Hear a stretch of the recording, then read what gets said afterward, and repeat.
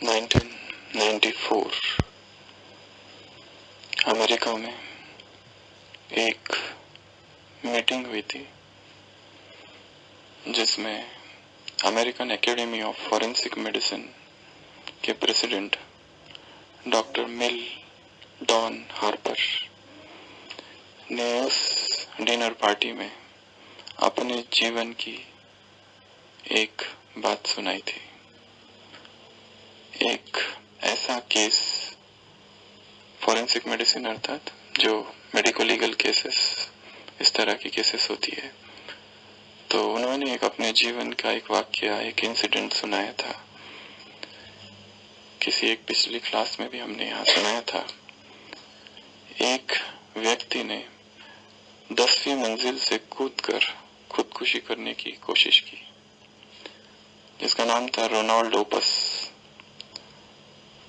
और उसने suicide note भी लिखा था कि मैं बहुत दुखी हूँ, बहुत उदास हूँ, बहुत डिप्रेस्ड हूँ, जीवन से थक हार गया हूँ, मुझे जीने की कोई इच्छा नहीं और मेरी मृत्यु के लिए कोई भी जिम्मेदार नहीं। ऐसा उसने लिखा और उसने खुदकुशी की 10वीं मंजिल से नीचे कूदकर। परंतु जब पोस्टमार्टम हुआ तब पता चला कि उसकी मृत्यु कूदने से नहीं हुई है, गोली लगने से हुई है। वो जो 10वीं मंजिल से गिरा, वो उसकी मृत्यु गिरने से नहीं हुई है। उसके दिमाग में, मस्तिष्क में किसी ने गोली मार दी है।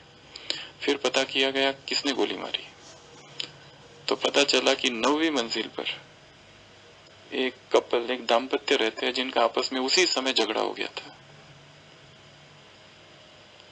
और वो गोली वहां से चली है। और क्योंकि वहां कुछ कंस्ट्रक्शन चालू था तो नीचे जाली लगी हुई थी, इसके लिए ये जो रोनाल्ड ओपस है वो जाली पर गिरा, इसके लिए उसकी मृत्यु उससे नहीं हुई है, गिरने से तो हुई नहीं है। उसकी मृत्यु बंदूक की गोली से हुई है, जो कि 8वीं मंजिल पर वो जाली थी, 10वीं मंजिल से वो कूदा था, तो जरूर यहाँ पर कुछ गड़बड़ है।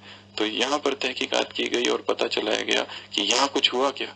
तो पता चला यहाँ एक बूढ़े दाम्पत्य रहते हैं और उनका आपस में उसी समय झगड़ा हो गया था। फिर उनसे पूछा गया तो पता चला हाँ, वो जो बूढ़ा व्यक्ति था उसने गोली चलाई थी अपनी पत्नी पर, क्योंकि दोनों का बहुत जबरदस्त झगड़ा हो गया था। और दोनों से पूछा गया कि क्या ऐसा हुआ। उसने कहा हाँ, गोली तो मैंने चलाई, पर ये मेरी आदत है, 30 साल से इस तरह की मैं इसको डराने के लिए गोली चला रहा हूँ। ये कोई आज की नहीं है और मेरी बंदूक में कभी भी गोली रहती नहीं है, पिस्तौल हमेशा खाली रहती है, मैं तो केवल डराने के लिए कहता हूँ। यहाँ तक कि वो महिला भी कहने लगी कि ये तो इनकी आदत है, ये गोली मुझे मार ही नहीं सकते। तो फिर तो अभी केस तो और सुलझ गया। अब गोली फिर, क्योंकि पर गोली तो चली, पर उसने कहा कि गोली उसमें कभी नहीं रहती है, पर फिर ये पता चला कि गोली पर उस दिन थी। पर अब ये प्रश्न है कि गोली फिर रखी उसने, डाली किसने।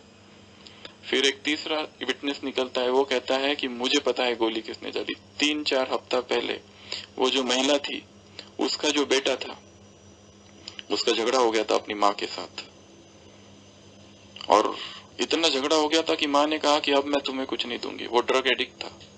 उसने कहा था, माँ ने कहा कि मैं अभी तुमको बिल्कुल पैसे नहीं दूंगी। उसको इतना गुस्सा आया अपनी माँ पर कि उसको पता था उसके पिता की आदत कि उसके पिता हमेशा बंदूक दिखाते, तो उसने उस बंदूक में गोली भर दी ताकि पिता उसकी माँ को गोली मारे और माँ मर जाए। तो फिर अभी केस बना दूसरा, ये छूट गया क्योंकि इंटेंशन जो था इसका मारने का नहीं था।